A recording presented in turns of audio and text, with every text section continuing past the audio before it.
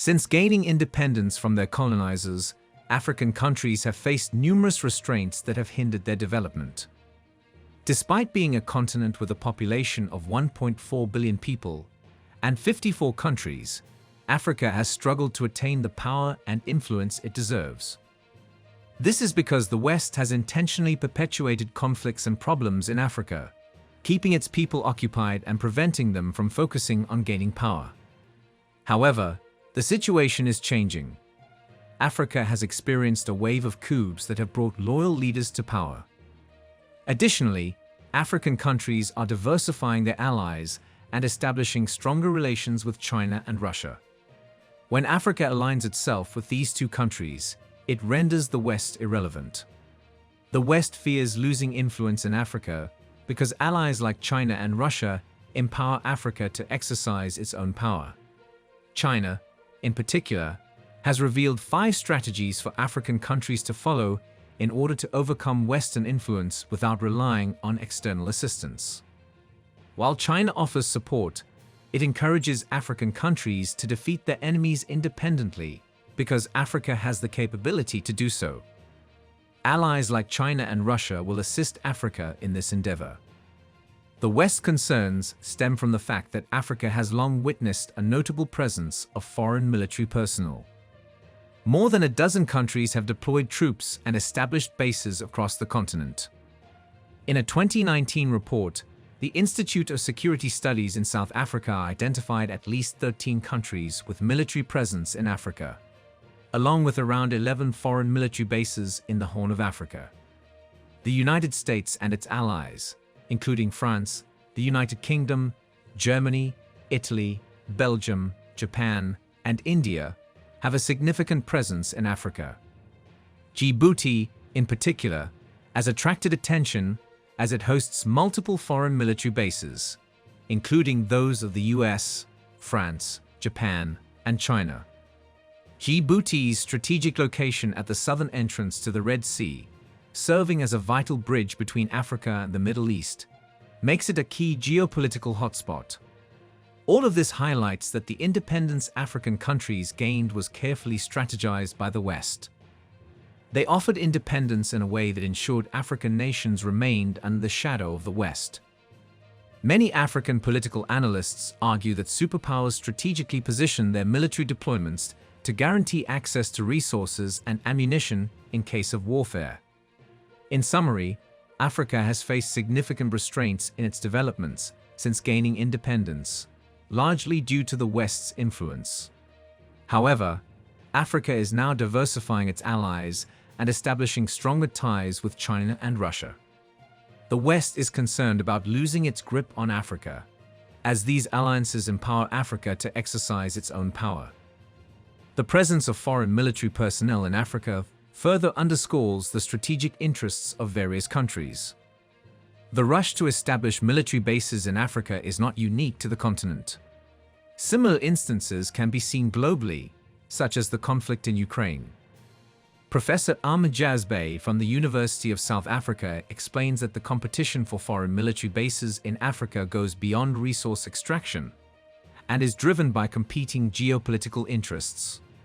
World powers' presence in Africa reflects their efforts to advance their interests, both on the continent and globally. It's important to understand that the desire for military presence ties back to colonialism and a thirst for political power. Some African countries, particularly those ruled by authoritarian figures, are open to hosting Western military bases or forces because it helps them maintain their hold on power. With military presence and influence, certain Western powers can manipulate election results to ensure they have leaders who are more easily controlled. Once in power, these leaders prioritize protecting the West's interests rather than serving their own people. This cycle puts Africans in a never-ending dilemma, as the West exploits resources that could be used for development, while African leaders turn a blind eye. To resolve these issues and strengthen Africa against Western exploitation, the West's influence in Africa must come to an end. China has recognized this and has insights into countering the West's actions. China has been observing the West's behavior for decades and has developed strategies to outmaneuver it. However, China has a different approach for Africa. Instead of directly fighting the West, China wants African countries to focus on their own development and become stronger to hold the West accountable themselves. This approach benefits both China and Africa, as it frees Africa from Western powers and allows for greater collaboration. Africa will also receive strategic assistance and insights from China in its mission to overcome Western influence. Now let's discuss the 5 genius strategies put forth by China. 5. Embrace and respect diverse cultures. Africa should value its diverse cultures for national identity and unity. By implementing policies that respect these diversities, African nations can promote inclusive growth and stability. 4. Balanced and pragmatic approach. Moving forward, Africa needs a balanced, pragmatic, and inclusive approach that focuses on fulfilling fundamental objectives, while considering the continent's diverse socio-economic landscape. 3. Strengthen regional integration. African countries should prioritize regional integration and cooperation. By working together, they can amplify their collective influence and address common challenges. 2. Develop strategic industries. Africa should focus on developing strategic industries that can drive economic growth and reduce dependence on external powers. This will allow Africa to safeguard its resources and promote self-sufficiency. 1. Enhance education and innovation. Investing in education and innovation is crucial for Africa's long-term development. By nurturing a skilled workforce and fostering innovation, Africa can build a knowledge-based economy and compete on the global stage. By implementing these strategies, Africa can rise from its history of colonization and become a powerful force in the world. China's historical journey is a remarkable example of a nation reclaiming its identity and becoming a global powerhouse. Despite the hardships of colonization, China has emerged as the world's second-largest economy. China's success can teach Africa valuable lessons in cultivating national pride and reclaiming its own identity. Colonization cast a shadow over China, starting with the British Navy's victory in the First Opium War. Subsequent foreign reigns and Japan's occupation caused a loss of pride, dignity, and identity. However, China experienced an extraordinary resurgence, surpassing its former colonizers and achieving economic greatness. One of China's crucial strategies is embracing its history and language to cultivate national pride. Chinese universities have mandatory history classes that anchor students in their rich heritage. Africa can learn from this by embracing indigenous languages like Swahili, spoken by over 150 million people across the continent. Integrating these languages into educational curricula can foster a unique African identity, distinct from borrowed colonial languages like English and French. While European colonizers aimed to make colonies reject their own culture, values, and traditions, China preserved its culture. Africa can do the same by recognizing the Western desire to undermine its history and traditions. Africans should embrace their identity, rich history, and culture that have existed for tens of thousands of years. Reclaiming cultural pride and identity is pivotal for Africa to chart its own path to greatness. To achieve revitalization, Africa can draw inspiration from China's historical journey and harness its unique cultural heritage. This approach will lead to a future characterized by strength, resilience, and a distinctive identity, essential elements for success on the global stage. In addition, Africa needs to have state-owned companies that safeguard its national interests and avoid the exploitation of natural resources. China understands that private companies, whether local or foreign, prioritize profits over the host country's well-being. Therefore, establishing state-owned companies that generate substantial profits for the country and its people is a genius strategy. By following these strategies, Africa can reclaim its pride, dignity, and self-belief. Only then can the continent chart its unique path to greatness and achieve success on the global stage. State-owned companies play a crucial role in China's economic growth. These companies are owned by the government, with the majority of their shares held directly or indirectly.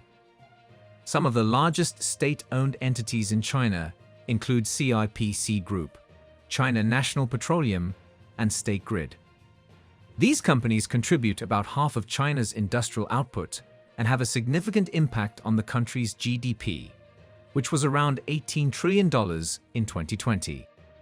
The revenues generated by these state-owned companies make up a substantial portion of China's GDP, accounting for 40% of the $16 trillion generated in that year. This explains how China has a significant amount of money to invest in development and mega projects that generate substantial revenues each year. A similar approach with state-owned enterprises in Africa can benefit African countries. Currently, relying solely on tax revenue and meager mining royalties is insufficient for national development. China's experience teaches us that when state-owned enterprises are commercialized and managed like private entities, while still being government-owned, they can become profitable vehicles for national development. It is crucial for state-owned enterprises in Africa to actively exploit the continent's abundant natural resources and ensure that the generated revenue benefits the people. It is irrational and illegal to allow outsiders to own natural resources and reap more benefits than the local inhabitants. China's model demonstrates the positive impact that state-owned enterprises can have on both the economy and the public. African nations should prioritize the effective management of their state-owned enterprises and recognize their potential to drive economic growth. By learning from China's success, African countries can re-evaluate the role of government participation in the economy and propel economic progress. In summary, state-owned enterprises in China have played a significant role in the country's economic growth. African countries can learn from China's experience and effectively manage their own state-owned enterprises to drive economic development and benefit their people. State-owned enterprises are already present in various African countries, but their management is flawed. They are not operated like private companies that prioritize profits. As a result, these state-owned enterprises are currently incurring losses instead of generating revenues. However, with the right approach, they can become powerful engines for economic growth in Africa. It is crucial for these entities to actively participate in harnessing the continent's vast natural resources and ensure that the generated profits benefit the local population. Africa needs to reconsider its economic strategies and avoid relying too heavily on limited sources of revenue.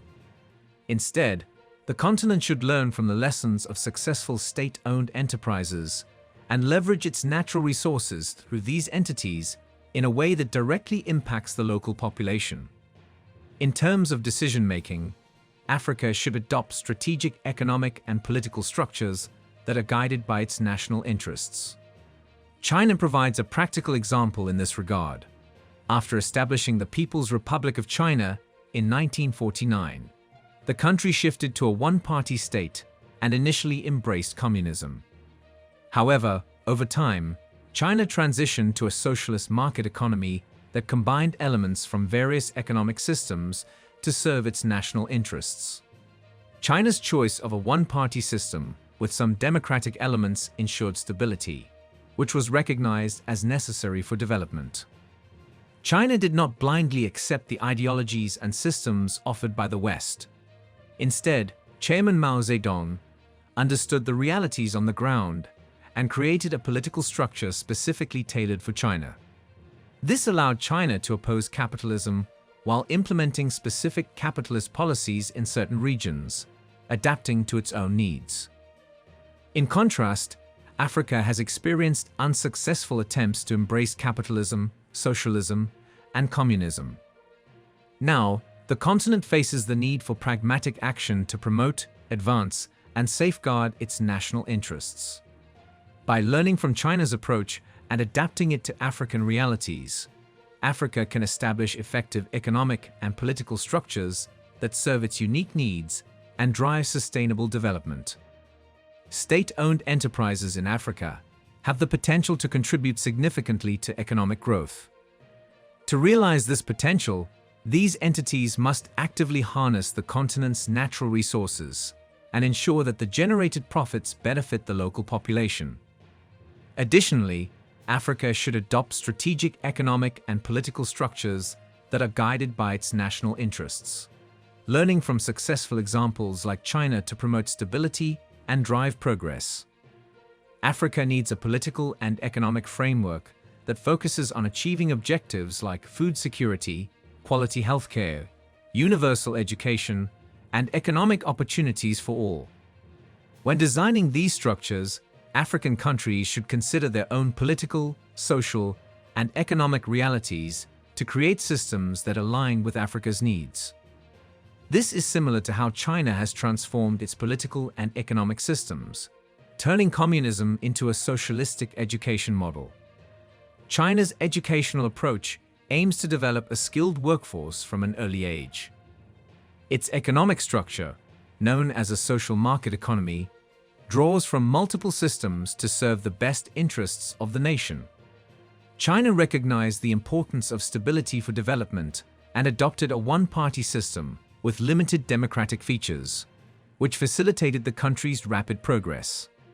Despite historically opposing capitalism, China gradually integrated some capitalist principles into specific regions, leading to economic diversity and growth. In contrast, Africa has faced challenges in adopting various ideological models like capitalism, socialism, and communism without significant success. Now, Africa is at a critical juncture and needs pragmatic measures to advance and protect its interests. A redefined political and economic structure is essential to achieve crucial objectives such as securing food resources, providing quality healthcare, offering universal education, and creating economic opportunities for all citizens. Learning from China's history, it is clear that Africa must pivot towards a model that caters to its specific needs. Africa should embrace a balanced approach that considers its cultural, economic, and social diversity. By devising a framework that prioritizes the welfare and growth of its people, Africa can chart a path towards sustainable development and stability. African nations must collectively construct a political and economic structure that aligns with their unique context and aspirations to address these critical needs.